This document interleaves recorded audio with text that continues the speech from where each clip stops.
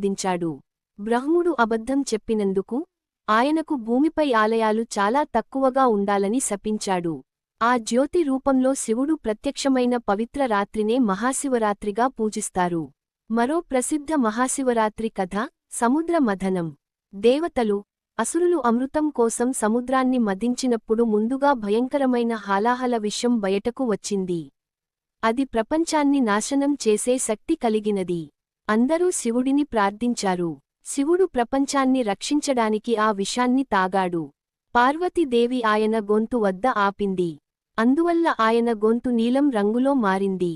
అప్పటి నుండి ఆయనను నీలకంఠుడు అని పిలుస్తారు. ఆ రాత్రి దేవతలు శివుడిని జాగరణ చేసి పూజించారు. అదే మహాశివరాత్రి అని చెబుతారు.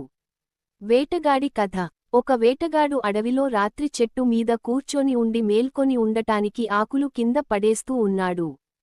తెలియకుండానే అవి కింద ఉన్న శివలింగంపై పడాయి. అతను రాత్రంతా మేల్కొని ఉండటం, బిల్వదళాలు పడటం వల్ల శివుడు సంతోషించి అతనికి మోక్షం ఇచ్చాడని కథ చెబుతుంది. మహాశివరాత్రి ఆచారాలు. ఈ రోజున భక్తులు ఉపవాసం ఉంటారు. రాత్రంతా జాగరణ చేస్తారు. శివలింగానికి పాలు, నీరు, తేనె సమర్పిస్తారు. బిల్వదళాలు అర్పిస్తారు. ఓం నమః శివాయ జపం